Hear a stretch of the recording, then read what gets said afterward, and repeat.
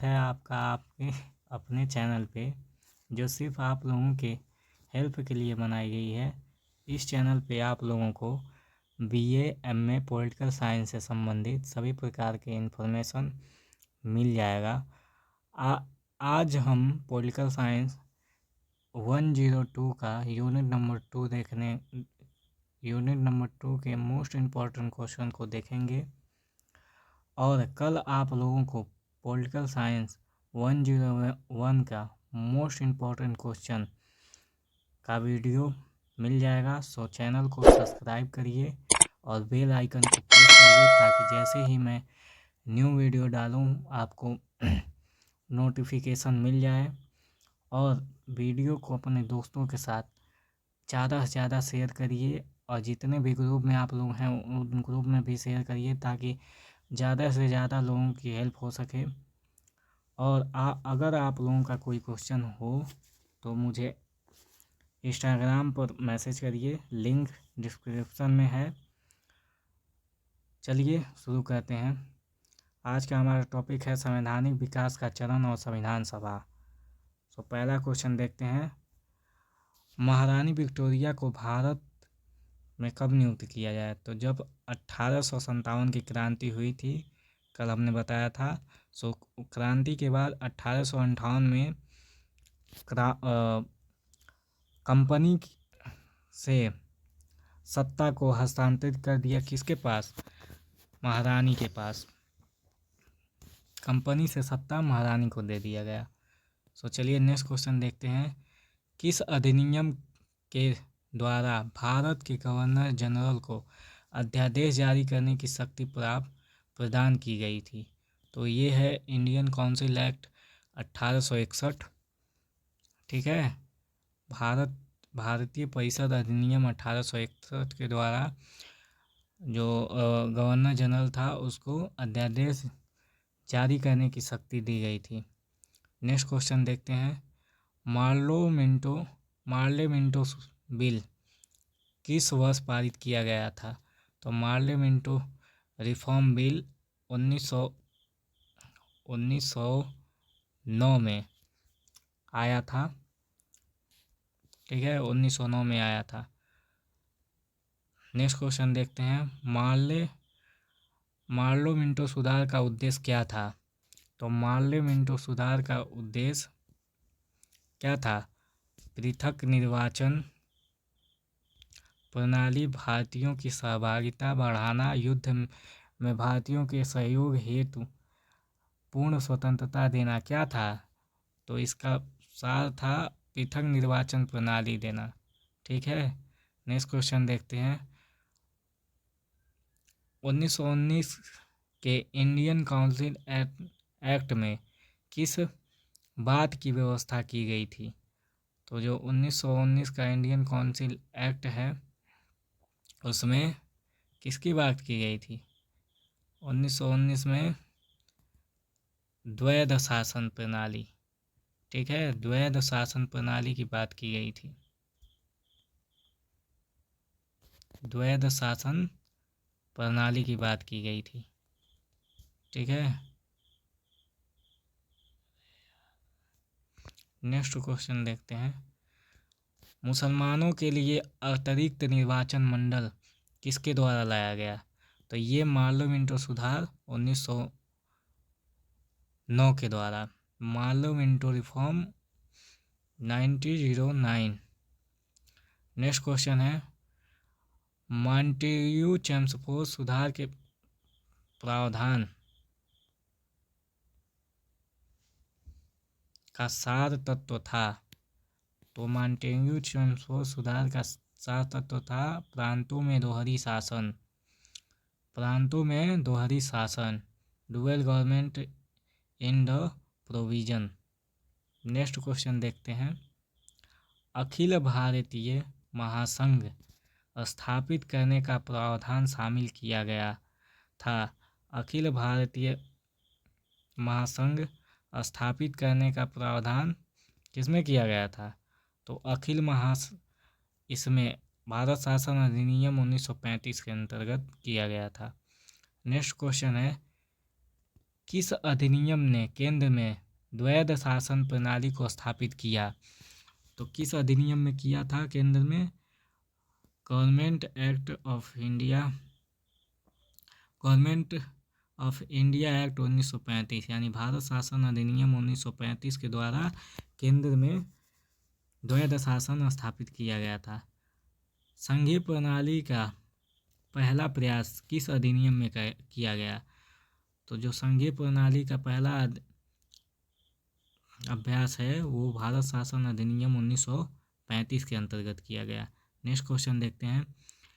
किस अधिनियम की प्रमुख विशेषता प्रांतीय स्वायत्तता थी? तो इसमें प्रांत में 1935 का जो अधिनियम था इसमें प्रांत में द्वैध शासन को खत्म करके केंद्र में द्वैध शासन स्थापित किया था। नेक्स्ट क्वेश्चन देखते हैं। संविधान सभा के विचार का औपचारिक रूप से प्रतिपादन किसके द्वारा किया गया था? तो जो संविधान सभा का आइडिया था औपचारिक रूप से अनौपचारिक रूप से उसको वो आइडिया किसने दिया था? तो ये M.N. रॉय जी ने। किसने दिया था? M.N. रॉय जी ने। M.N. रॉय। इस क्वेश्चन का आंसर है M.N. रॉय। नेक्स्ट क्वेश्चन देखते हैं। भारतीय संविधान सभा को किसने मूर्त रूप प्रदान किया? तो M.N. रॉय जी ने इसको अमूर्त रूप दिया था। जवाहरलाल नेहरू ने इसको, पंडित जवाहरलाल नेहरू ने संविधान सभा को मूर्त रूप प्रदान किया था।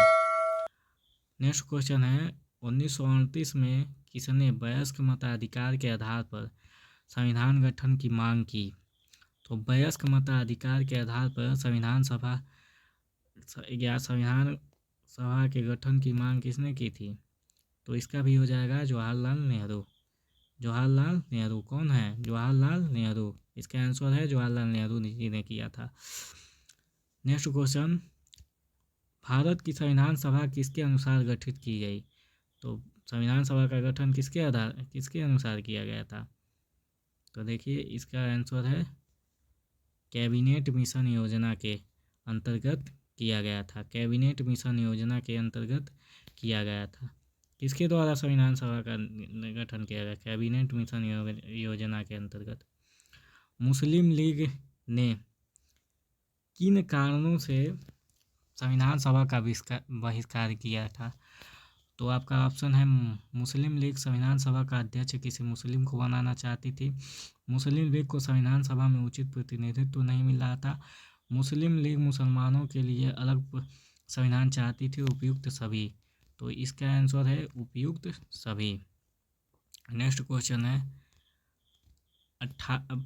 संविधान सभा के लिए चुनाव कब संपन्न हुए? तो संविधान सभा के लिए चुनाव 1946 में संपन्न हुए। नेक्स्ट क्वेश्चन है। भारतीय संविधान सभा की स्थापना कब हुई? तो भारतीय संविधान सभा की स्थापना 9 सितंबर 1946 को हुआ था। नेक्स्ट क्वेश्चन है। संविधान सभा के अस्थायी अध्यक्ष कौन थे? तो इसका आंसर हो जाएगा डॉक्टर सच्चिदानंद सिन्हा जी। डॉक्टर सच्चिदानंद सिन्हा। ये 10 दिसंबर को बने थे अस्थायी सदस्य एक दिन के लिए। और 11 नेक्स्ट क्वेश्चन देखिए। 11 दिसंबर 1946 को किसे संविधान सभा के अस्थायी अध्यक्ष चुना गया? तो अस्थायी अध्यक्ष डॉक्टर राजेंद्र प्रसाद जी को चुना गया, जिनका जन्मदिन भी है। नेक्स्ट क्वेश्चन देखते हैं। संविधान सभा का प्रथम अधिवेशन कहाँ हुआ? संविधान सभा का प्रथम अधिवेशन दिल्ली में हुआ था। संविधान सभा का प्रथम अधिवेशन दिल्ली में हुआ था। ठीक है। नेक्स्ट क्वेश्चन है। संविधान सभा के संवैधानिक सलाहकार कौन थे? संविधान सभा के संवैधानिक सलाहकार V.N. राव। ठीक है। नेक्स्ट क्वेश्चन देखते हैं। संविधान के विभिन्न पहलुओं के अध्ययन हेतु संविधान सभा ने कितनी समितियां नियुक्त की थी? तो इसके लिए संविधान सभा ने 13 समितियाँ नियुक्त की थी। संविधान सभा के प्रारूप समिति की नियुक्ति कब की गई? तो संविधान सभा के प्रारूप समिति की नियुक्ति अगस्त 1947 को किया गया था। नेक्स्ट क्वेश्चन है, भारतीय संविधान सभा की प्रारूप समिति के अध्यक्ष कौन थे? तो प्रारूप समिति के अध्यक्ष डॉक्टर B.R. अम्बेडकर जी थे। नेक्स्ट क्वेश्चन है, संविधान सभा के प्रारूप समिति के सदस्यों की संख्या कितनी थी? तो सदस्यों की संख्या 7 थी। नेक्स्ट क्वेश्चन है, निम्न में से कौन भारतीय संविधान के प्रारूप समिति के सदस्य नहीं थे? तो इसका आंसर हो जाएगा, कौन नहीं थे? क्वेश्चन आंसर देख लीजिए, राजेंद्र प्रसाद नहीं थे। ये तीनों लोग थे, राजेंद्र प्रसाद नहीं थे। संविधान सभा के सभी निर्णय किस आधार पर लिए जाते थे? तो संविधान सभा के सभी निर्णय सहमति और ओसामा योजना सहमति के द्वारा लिया जाता था। तो मिस्टेक हो गया है, सर्वसम्मति। संविधान सभा में उद्देश्य प्रस्ताव किसने प्रस्तुत किया? तो मैंने क्लास में भी पढ़ाया था, संविधान सभा में उद्देश्य प्रस्ताव जवाहरलाल नेहरू जी ने प्रस्तावित किया था। भारतीय संविधान सभा की संघ समिति के अध्यक्ष कौन थे? तो भारतीय संविधान सभा के संघ के अध्यक्ष जवाहरलाल नेहरू जी थे, पंडित जवाहरलाल नेहरू। नेक्स्ट क्वेश्चन, भारत को एक संविधान देने का प्रस्ताव संविधान सभा द्वारा पारित किया गया, कब किया गया? तो ये देने का क्या 22 जनवरी 1946 को किया गया। भारतीय संविधान ने संविधान को अंतिम रूप से किस दिन पारित किया? तो कब किया था अंतिम रूप से? 26 नवंबर 1949 को। संविधान सभा के कितने उपस्थित सदस्यों ने संविधान पर हस्ताक्षर किए थे? कितने लोगों ने किया था हस्ताक्षर? 284 लोगों ने। संविधान सभा द्वारा अंतिम रूप से पारित संविधान में कुल कितने अनुसूचियाँ थीं? तो इस समय कितने अनुच्छेद? 395 अनुच्छेद 8 अनुसूचियाँ थीं। संपूर्ण भारतीय संविधान के निर्माण में संविधान सभा को कितना समय लगा? तो 2 साल 11 माह और 18 दिन, इतना टाइम लगा था। भारतीय संविधान लागू हुआ था 26 जनवरी 1950 को, पूर्ण रूप से लागू हुआ था। भारत के संविधान का निर्माण किसे माना जाता है? भारत के संविधान का निर्माता किसे माना जाता है?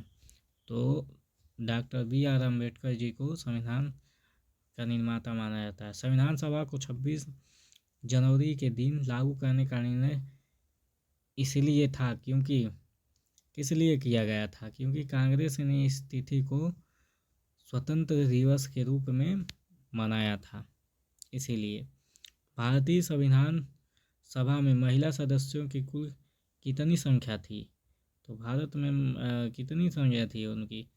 तो थी 13 संख्या। नेक्स्ट क्वेश्चन, भारत में के अंतिम वायसराय और स्वतंत्र भारत के पहले गवर्नर कौन थे? तो ये थे लॉर्ड विलियम बेंटिक। और स्वतंत्र भारत के पहले भारतीय गवर्नर जनरल कौन थे? C. राजगोपालाचारी। 2 क्वेश्चन एक ही में है आप लोगों का। सो वीडियो को यहीं समाप्त करते हैं और कल आप लोगों का पॉलिटिकल साइंस 101 का क्वेश्चन मिल जाएगा। सो चैनल को सब्सक्राइब करें और ज़्यादा से ज़्यादा लोगों के साथ शेयर करिए ताकि उनकी भी हेल्प हो सके। और इंस्टाग्राम पे फॉलो करिए, वहाँ भी आपको क्वेश्चन मिलेगा।